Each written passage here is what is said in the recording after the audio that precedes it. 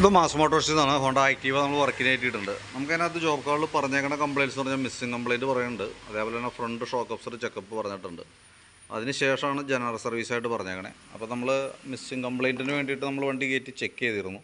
അതിൻ്റെ നിലവിലെ കംപ്ലയിൻറ്റ് എന്ന് പറയുമ്പോൾ ഈ ഇരിക്കുന്ന CDI എന്ന് പറഞ്ഞ ഈ ഒരു യൂണിറ്റിൻ്റെ കംപ്ലയിൻ്റ് ആയിരുന്നു. നമ്മൾ മാറ്റി സെറ്റ് ചെയ്തതിന് ശേഷം വണ്ടി ഓടിച്ച് നോക്കിയപ്പോൾ മിസ്സിംഗ് കംപ്ലയിൻറ്റ് മാറിയിട്ടുണ്ട്.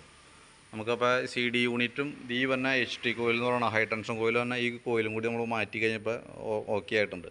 ഈ കോയിൽ മാറ്റാനുള്ള കാരണം ചില സമയങ്ങളിൽ ചെറിയൊരു മിസ്ഫെയർ നടക്കുന്നുണ്ട്. അപ്പോൾ അതുകൊണ്ടാണ് ഈ കോയിൽ മാറ്റിയേക്കണേ.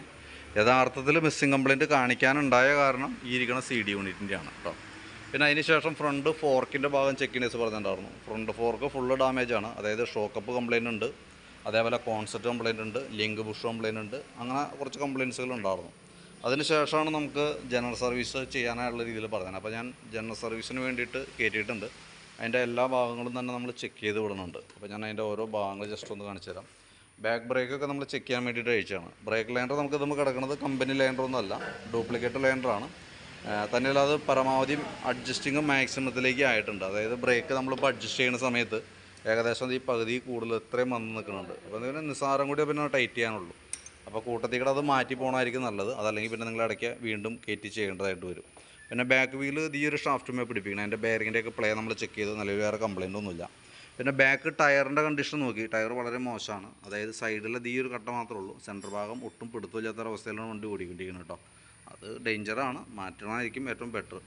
പിന്നെ ടയർ മാറ്റുന്നുണ്ടെങ്കിൽ നമുക്ക് ആ ഫ്രണ്ടിൽ കിടക്കുന്ന ടയർ ബാക്കിലേക്ക് യൂസ് ചെയ്യാം. അതിൻ്റെ ഫ്രണ്ട് ടയർ ഒരു സൈഡ് റൈറ്റ് സൈഡ് തേമാനം നല്ല രീതിയിൽ കാണിക്കുന്നുണ്ട്.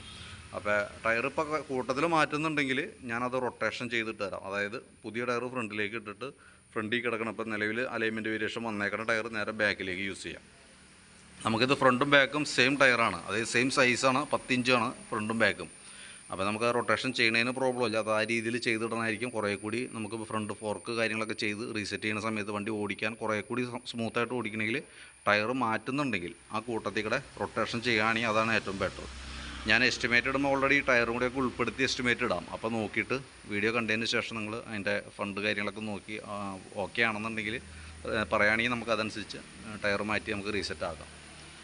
പിന്നെ ഞാൻ അതിൻ്റെ ഗിയർ ബോക്സ്, അതിൻ്റെ നമുക്ക് എഞ്ചിൻ ഓയിൽ ഗിയർ ഓയിലൊക്കെ സെപ്പറേറ്റ് വരാം. അപ്പോൾ ഞാൻ ഗിയർ ബോക്സിനകത്ത് ഓയിൽ ചെക്ക് ചെയ്തു. നിലവിൽ വേറെ കുഴപ്പമൊന്നുമില്ല, നല്ല ഓയിലാണ്. എയർ ഫിൽറ്ററിൻ്റെ ഭാഗം നമ്മൾ നോക്കുമ്പോൾ എയർ ഫിൽറ്ററും ഈ പറഞ്ഞ രീതിയിൽ ഡ്യൂപ്ലിക്കേറ്റ് ഫിൽറ്റർ കിടക്കണേ. തന്നെയുള്ള പൊടിയൊക്കെ കയറി നല്ല രീതിയിൽ പൊടി കയറി ബ്ലോക്ക് ആയേക്കണം. അതുകൊണ്ട് അപ്പോൾ അതിൻ്റേതായിട്ടുള്ള ഒരു പിക്കപ്പ് ലോ ഒക്കെ വണ്ടിക്ക് കാണിക്കും. അപ്പോൾ എയർ ഫിൽറ്ററും പ്ലഗും ഇത് രണ്ടും ഡ്യൂപ്ലിക്കേറ്റ് അതുമ്പോൾ കിടക്കണേ. അപ്പോൾ അത് രണ്ടും മാറ്റേണ്ട ടൈമാണ്. അത് കൂട്ടത്തിൽ മാറ്റിക്കളയാം. ഇതൊക്കെ കിടന്ന് ഓടുമ്പോൾ ഉള്ള പ്രോബ്ലം എന്ന് വെച്ചാൽ നമുക്ക് അതിന് പുറമെ വരുന്ന ചിലവുകൾ അധിക ചിലവായിട്ട് വരും. കാരണം ഇത് പെട്ടെന്ന് താരതമ്യേന നമ്മുടെ കമ്പനി ഒറിജിനൽ എയർ ഫിൽറ്ററിനെ അപേക്ഷിച്ച് അതിൻ്റെ വളരെ ലോ ക്വാളിറ്റിയാണ്. അപ്പോൾ അതുകൊണ്ട് എന്താ പ്രോബ്ലം എന്ന് വെച്ചാൽ പെട്ടെന്ന് എയർ ബ്ലോക്ക് ആവുകയും പെട്രോളിൻ്റെ ചിലവ് എഞ്ചിനിലേക്ക് കൂടുകയും അത് കാർബണായിട്ട് അതിൻ്റെ ഉള്ളിൽ ഫോം ചെയ്യും. അതുമൂലം നമുക്കുണ്ടാകുന്ന ചിലവുകൾ കൂടുകയും ചെയ്യും. അപ്പോൾ ഇങ്ങനെ ചെറിയ ചെറിയ കേസുകളൊക്കെ കൃത്യമായിട്ട് ശ്രദ്ധിക്കുക എന്നുള്ളതാണ്. ഇതിപ്പോൾ കസ്റ്റമറുടെ ഭാഗത്ത് അറിയാൻ പറ്റില്ല. അവർ ഏതെങ്കിലും ടെക്നീഷ്യൻ്റെ അടുത്ത് കൊടുത്തപ്പോൾ അവർ മേടിച്ചിട്ടാണതായിരിക്കാം. അപ്പോൾ നിലവിൽ നമുക്ക് എന്തെങ്കിലും മാറ്റി കമ്പനി ഒറിജിനൽ പാർട്സ് തന്നെ സെറ്റ് ചെയ്യാം. മാറ്റേണ്ട ടൈമാണ്, അതുകൊണ്ടാണ് നമ്മൾ മാറ്റി സെറ്റ് ചെയ്യാൻ പറയണതിൻ്റെ കേസ് കേട്ടോ. പിന്നെ ക്ലച്ചിൻ്റെ ഭാഗം CVT ക്ലച്ചാണ്, നമ്മൾ മാനുവലായിട്ട് തന്നെ അഴിച്ച് ചെക്ക് ചെയ്യണം. അത് ഗ്രീസിങ് ചെയ്യേണ്ടതായിട്ടുണ്ട്. കാരണം ഈ ഭാഗത്ത് ഓയിലില്ല, ബെൽറ്റ് ഡ്രൈവാണ്.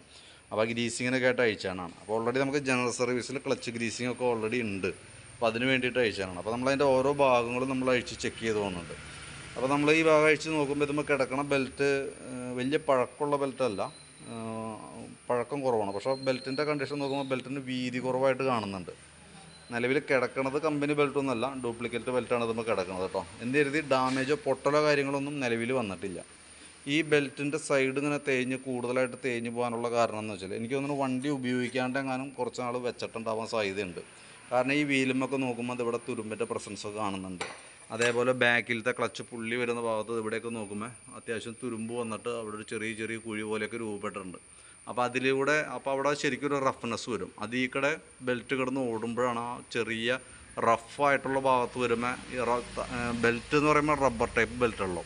അപ്പോൾ അതിങ്ങനെ ചെത്തി പോവും. അതാണ് സംഭവിക്കുന്നത് കേട്ടോ. അപ്പോൾ അതിൻ്റെ ലക്ഷണങ്ങൾ ഈ കാണണേ. ഇതിനകത്ത് പൊടി നല്ല രീതിയിൽ ആ ബെൽറ്റ് ഉരഞ്ഞിട്ടുള്ള പൊടി ഇതിനകത്ത് വരും. തൽക്കാലം ക്ലീൻ ചെയ്തിടാം. ഇതൊക്കെ മാറ്റാമെന്ന് പറയുമ്പോഴത്തേക്കും ഒരു അല്പം കോസ്റ്റ്ലിയാണ്. കോസ്റ്റ്ലി മീൻസ് നമുക്ക് ക്ലച്ച് സൈഡൊക്കെ വരുമ്പോഴത്തേക്കും പരമാവധി യൂസ് ചെയ്യുക. എന്നിട്ട് പിന്നീട് നമുക്ക് മാറ്റണ സമയത്ത് ഇതൊക്കെ കമ്പനി ഒറിജിനൽ പാർട്സുകൾ മേടിച്ച് മാറ്റുകയാണെങ്കിൽ ആ കംപ്ലയിൻറ്റ്സ് പിന്നെ ഇല്ലാത്ത രീതിയിൽ നമുക്ക് ഉപയോഗിക്കാനായിട്ട് പറ്റും. ഇത് വണ്ടി ഉപയോഗിക്കാണ്ട് ചിലപ്പോൾ കുറച്ച് നാൾ വെച്ചിട്ടുണ്ടാവാം, അങ്ങനെ വന്നേക്കണ പ്രോബ്ലമാണ് കേട്ടോ. തൽക്കാലം ഈ വീലുകളൊക്കെ തന്നെ യൂസ് ചെയ്യാം. ക്ലച്ച് യൂണിറ്റൊക്കെ ഒന്ന് അഴിച്ച് ക്ലീൻ ചെയ്ത് ഗ്രീസ് ചെയ്ത് നമുക്ക് റീസെറ്റ് ആക്കാം. ഈ ക്ലച്ച് ഔട്ടർമാൻ ക്ലച്ച് ഷൂ പിടിക്കുന്നതൊന്നും കറക്റ്റ് അല്ല. എൻ്റെ ഈ ഭാഗമൊക്കെ നോക്കുമ്പോൾ ചില ഭാഗങ്ങളൊക്കെ ഇവിടെയൊക്കെ കയറി ശരിക്കും പിടിക്കുന്നുണ്ട്, എന്നാൽ ബാക്കിയത്തെ ഭാഗങ്ങൾ അത്ര തന്നെ ഇല്ല. ഇതിവിടെ നല്ല ടച്ചിങ് ഉണ്ട്. അപ്പോൾ അതിൻ്റെ ഒരു ജർക്കിങ്ങൊക്കെ വണ്ടിക്ക് കാണിക്കും. തൽക്കാലം കുറച്ച് ക്ലീൻ ചെയ്തൊക്കെ ഇടാം. പിന്നീട് ക്ലച്ച് ശരിക്കും എന്തെങ്കിലും കുറേ കഴിയുമ്പോഴത്തേക്കും ചെയ്യേണ്ടതായിട്ട് വരും. ആ ചെയ്യണ സമയത്ത് ഇതെല്ലാം ക്ലച്ച് ഔട്ടറും അടക്കം മാറ്റി റീസെറ്റ് ചെയ്യണമായിരിക്കും ബെറ്റർ. പിന്നെ ബെൻഡെക്സിൻ്റെ ഭാഗം നമ്മൾ ചെക്ക് ചെയ്തു. ഈ ബെൻഡെക്സ് പ്രോപ്പറായിട്ടല്ല വർക്ക് ചെയ്യുക. ചില സമയങ്ങളിൽ സ്റ്റക്കായ പോലെ നിൽക്കുന്നുണ്ട്. അത് തൽക്കാലം നമുക്കുണ്ടല്ലോ ഒന്ന് ലൂബ്രിക്കേഷനൊക്കെ കൊടുത്ത് റീസെറ്റ് ആക്കാം. കാരണം എന്ന് വെച്ചാൽ ഇതിൻ്റെ പ്രോബ്ലം കൊണ്ട് വന്നത് വെച്ചാൽ സെൽഫ് അടിക്കാനായിട്ടുള്ളൊരു ബുദ്ധിമുട്ട് കാണിക്കും. ഇപ്പം ഞാൻ കുറച്ച് ലൂബ്രിക്കേറ്റ് ചെയ്ത് വെച്ചേർന്നതാണ്. അപ്പോൾ അതുകൊണ്ട് നൈസായിട്ട് കയറി പോകുന്നുണ്ട്. അപ്പോൾ ചില ഭാഗങ്ങളിൽ എത്തുമ്പോൾ ടൈറ്റ് കാണിക്കുന്നുണ്ട്. അപ്പോൾ സെൽഫ് പ്രോപ്പറായിട്ട് വർക്ക് ചെയ്യാത്തൊരു കണ്ടീഷൻ വരും. അതേപോലെ തന്നെ ഈ വീലുമേക്ക് ശ്രദ്ധിച്ചാൽ മനസ്സിലാവും, സെൽഫ് അടിക്കുമ്പോൾ ചെറിയ സൗണ്ട് വ്യത്യാസം കാണിക്കുന്നതിൻ്റെ കാരണം ഇവിടുത്തെ ഒരു ടീത്ത് ഇവിടെ ഒടിഞ്ഞു പോയിട്ടുണ്ട് ഈ സൈഡിൽ. ഇതേപോലെ തന്നെ പല്ലു തന്നെയാണ് ഈ ഭാഗത്ത് വരുമ്പോൾ അത് ഒടിഞ്ഞു പോയേക്കാണ്. അപ്പോൾ ആ ഭാഗത്ത് സെൽഫ് മോട്ടർ വരുമ്പോൾ അടിച്ച് ശരിക്കും ആ വീലിൻ്റെ അവിടെ മോട്ടർ കൂടുതലായിട്ട് കറങ്ങി, ബെൻഡെക്സ് കൂടുതലായിട്ട് കറങ്ങി അടുത്ത ആ ടീത്തുമേക്ക് ചെല്ലുമ്പോഴാണ് ആ സൗണ്ട് വ്യത്യാസം വരിക. അപ്പോൾ നിലവിൽ ഈ വീല് തൽക്കാലം മാറ്റിയിട്ടേക്കാം. കാരണം ഇത് കിടക്കും തോറും നമുക്ക് പണി കൂടുതലായിട്ട് വരും. കാരണം പിന്നീട് ബെൻഡെക്സ് കാര്യങ്ങളൊക്കെ പെട്ടെന്ന് പോകും, അങ്ങനത്തെ കംപ്ലയിൻസുകളൊക്കെ വരും. ഓൾറെഡി ക്രാങ്കിൻ്റെ അലൈൻമെൻറ്റ് ചെറിയൊരു വേരിയേഷൻ ഉണ്ട്.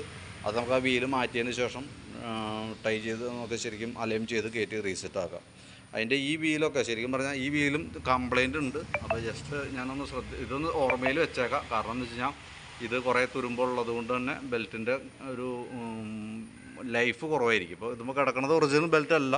ഇനി ഒറിജിനൽ ബെൽറ്റ് ഇട്ടാൽ പോലും നമുക്കതിന് ലൈഫ് കുറവായിരിക്കും. കാരണം ഈ തുരുമ്പിൻ്റെ ഇതുള്ളത് കൊണ്ട് അത് കട്ടായി പോകും. അതുകൊണ്ടാണ് കേട്ടോ.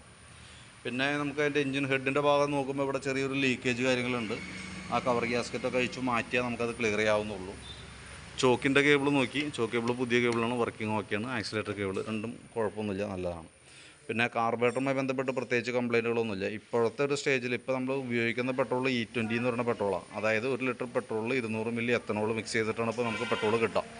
അപ്പോൾ അതുകൊണ്ട് തന്നെ അതിൻ്റേതായിട്ടുള്ള പ്രോബ്ലംസ് പല രീതിയിൽ കാണിക്കുന്നുണ്ട്. മിസ്സിങ്, ഓവർഫ്ലോ, സ്റ്റാർട്ടിങ് കംപ്ലയിൻറ്റ്, അങ്ങനെ പല രീതിയിൽ കാണിക്കുന്നുണ്ട്. അപ്പോൾ നിലവിൽ നമ്മുടെ വണ്ടിക്ക് ആ കംപ്ലയിൻറ്റ് ഇല്ല. നമ്മൾ കാർബറേറ്റർ അഴിക്കുന്നില്ല. കാരണം എന്തെങ്കിലും തക്കതായൊരു കാരണമില്ലാണ്ട് കാർബറേറ്ററിൻ്റെ ഭാഗത്ത് തുടയോ അഴിക്കുകയോ ചെയ്യാതിരിക്കുക. കാരണം എന്ന് വെച്ച് കഴിഞ്ഞാൽ എപ്പോൾ വേണമെങ്കിലും ഓവർഫ്ലോൻ്റെ കംപ്ലയിൻറ്റ് വരാം. ഇതിൻ്റെ ഓവർഫ്ലോ കംപ്ലയിൻറ്റ് വന്നാൽ നമുക്കത് സാധാരണ രീതിയിൽ അത് ക്ലിയർ ചെയ്യാൻ പറ്റാറില്ല. കാർബറേറ്റർ മാറ്റി കളയാനേ പറ്റുള്ളൂ. അപ്പോൾ അത് അറിഞ്ഞു വയ്ക്കുക. നിലവിൽ നമുക്കിതുമ്പോൾ ഇരിക്കണ കാർബറേറ്ററിൻ്റെ അവസ്ഥ നമ്മൾ നോക്കുമ്പോൾ അങ്ങനെ വലിയ പ്രശ്നം തോന്നണമെന്നില്ല. വണ്ടി ഓടിക്കുമ്പോൾ വേറെ പ്രശ്നങ്ങൾ കാണിക്കണമെന്നില്ല. മിസ്സിങ് കംപ്ലയിൻറ്റ് കാണിച്ചത് CD യൂണിറ്റും HD കോയിലും മാറ്റിയതിൻ്റെ പുറത്ത് അത് റെഡി ആയിട്ടുണ്ട്. പക്ഷേ ഈ കാർബറേറ്ററുമായി ബന്ധപ്പെട്ട് സ്റ്റാർട്ടിങ് കംപ്ലയിൻറ്റ്, മിസ്സിങ്, വണ്ടി റണ്ണിങ്ങിൽ ഓഫായി ഇപ്പോൾ ഓവർഫ്ലോൻ്റെ കംപ്ലയിൻറ്റ്, ഇതൊക്കെ ഓൾറെഡി കാണിക്കാനുള്ളൊരു സാധ്യത കൂടുതലാണ്. കോമൺ ആയിട്ട് ഇപ്പോൾ നിലവിലുള്ള എല്ലാ വണ്ടികളെ പോലെ തന്നെ നമ്മുടെ വണ്ടിക്കും ആ കംപ്ലയിൻറ്റ് കാണിക്കാനുള്ള സാധ്യതയുണ്ട്. പിന്നെ ഫ്രണ്ട് സൈഡിലേക്ക് വരുമ്പോഴത്തേക്കും ഫ്രണ്ട് ഷോക്ക് കംപ്ലയിൻ്റ് ആണ്. ചെറിയൊരു ഗട്ടറി ചാടിയാൽ പോലും നല്ല തെറിപ്പ് കാണിക്കണം. അപ്പോൾ അത് നമുക്ക് മാറ്റണം. ലിങ്കിൻ്റെ ബുഷുകൾ ഷേക്ക് ഉണ്ട്, അത് മാറ്റണം. കോൺസെപ്റ്റ് കംപ്ലയിൻ്റ് ഉണ്ട്, അത് ചേഞ്ച് ചെയ്യാനുണ്ട്. അതൊക്കെ നമുക്ക് ഓൾറെഡി റെഡി ചെയ്യേണ്ട വർക്കുകളാണ്. പിന്നെ ബാറ്ററി നമ്മൾ നോക്കി. ബാറ്ററി 2024 വെച്ചാണ് ബാറ്ററിയാണ്. ആമറോണിൻ്റെ ബാറ്ററിയാണ് വണ്ടിയും ഇരിക്കണേ. ഞാനതിൻ്റെ വോൾട്ടൊക്കെ നോക്കി. വോൾട്ട് നോക്കുമ്പോൾ 13 വോൾട്ട് വരെ 13.22 അതിൻ്റെ റേഷ്യോ കാണിക്കുന്നത്, വോൾട്ട് കാണിക്കുന്നത്. ലോഡ് കൊടുക്കുമ്പോൾ 9.8. അപ്പോൾ ബാറ്ററിയുടെ ഭാഗത്ത് വേറെ നിലവിൽ ഇപ്പോഴത്തെ കണ്ടീഷനിൽ വേറെ പ്രോബ്ലം ഒന്നുമില്ല. പിന്നെ എൻജിൻ ഓയിലിനെ പറ്റിയിട്ട് ഒന്നും പറഞ്ഞിട്ടില്ല. നമ്മൾ ഓയിൽ നോക്കി, നല്ല ഓയിലാണ്, ഒരല്പം ലെവൽ കുറവുണ്ട്. അപ്പോൾ അത് വേണമെങ്കിൽ നമുക്ക് ടോപ്പപ്പ് ചെയ്യാം. എൻജിൻ ഓയിൽ നമ്മൾ എപ്പോഴും കളർ നോക്കിയിട്ട് നമുക്ക് ഓയിൽ മാറ്റാറായിട്ടുണ്ടോ എന്നുള്ള ദിവസം പറയാൻ പറ്റില്ല. 3000 കിലോമീറ്ററിൻ്റെ അടിസ്ഥാനത്തിലാണ് നമ്മൾ നോക്കട്ടെ. ഓയിൽ മാറ്റി ഒരു 3000 കിലോമീറ്ററോളം ഓടിയിട്ടുണ്ടെങ്കിൽ ഓയിൽ മാറ്റി പുതിയ ഓയിൽ ഫില്ല് ചെയ്യുക എന്നുള്ളതാണ്. ഇതിന് നമുക്ക് കിലോമീറ്റർ നോക്കാനും പറ്റില്ല. കാരണം ഓൾറെഡി മീറ്റർ അസംബ്ലി കംപ്ലയിൻ്റ് ആണ്. അപ്പോൾ ശരിക്കും ഇങ്ങനത്തെ കേസിലൊക്കെ വരുമ്പോൾ മീറ്റർ വർക്കിംഗ് ആയിരിക്കണം എപ്പോഴും. അപ്പോഴാണ് നമുക്ക് വണ്ടിയുടെ മെയിൻ്റനൻസ്, ഓയിൽ ചേഞ്ചൊക്കെ കൃത്യമായിട്ട് നമുക്ക് നോക്കാനും അതനുസരിച്ച് ഫോളോ ചെയ്ത് പോകാനും പറ്റുള്ളൂ. പിന്നെ സെക്കൻഡറി ഫിൽറ്റർ എന്ന് പറഞ്ഞൊരു യൂണിറ്റ് ഇവിടെ മൊത്തം പൊടിഞ്ഞൊരവസ്ഥയിലിരിക്കണേ, അതും നമുക്ക് മാറ്റിയിടണം. ഏകദേശം ഒരു 50 താഴേക്ക് നമുക്ക് അതിന് കോസ്റ്റ് വേണുള്ളൂ. അതൊരു എയർ ഫിൽറ്ററിൻ്റെ തന്നെ, എയർ ഫിൽറ്റർ പോലെ തന്നെ സെക്കൻഡറി ഫിൽറ്ററാണ്. എയർ ഫിൽറ്ററിൻ്റെ തന്നെ സെക്കൻഡറി ഫിൽറ്റർ എന്ന് പറഞ്ഞ യൂണിറ്റാണ് കേട്ടോ. അപ്പോൾ ഇത്രയാണ് നമുക്ക് മെയിനായിട്ടുള്ളത്. അപ്പോൾ ഞാൻ അതിൻ്റെ ടയറടക്കം ഉൾപ്പെടുത്തി നമുക്ക് അത്യാവശ്യം വേണ്ട ഭാഗങ്ങൾ നോക്കി ഒരു എസ്റ്റിമേറ്റ് ആക്കാം. അതിൻ്റെ ഡീറ്റെയിൽസ് വാട്സാപ്പിലേക്ക് സെൻഡ് ചെയ്തിടാം. അപ്പോൾ വീഡിയോ ഒന്ന് കാണാം, കണ്ടതിന് ശേഷം നോക്കിയിട്ട് വാട്സാപ്പിൽ തന്നെ ഒന്ന് റിപ്ലൈ ചെയ്യാം. നമ്മളിന്ന് വൈകിട്ടത്തേക്ക് എടുക്കാവുന്ന രീതിയിലാണ് ചെയ്തുകൊണ്ടിരിക്കണേ. ഇനി എന്തെങ്കിലും വ്യത്യാസം ഉണ്ടെങ്കിൽ വിളിച്ചു പറയാം. അതല്ലാന്നുണ്ടെങ്കിൽ നമുക്ക് ഏകദേശം ഒരു 6 മണി 6:30ക്കുള്ളിൽ വണ്ടി ബില്ലാക്കാവുന്ന രീതിയിൽ സെറ്റാക്കാം. ഓക്കെ.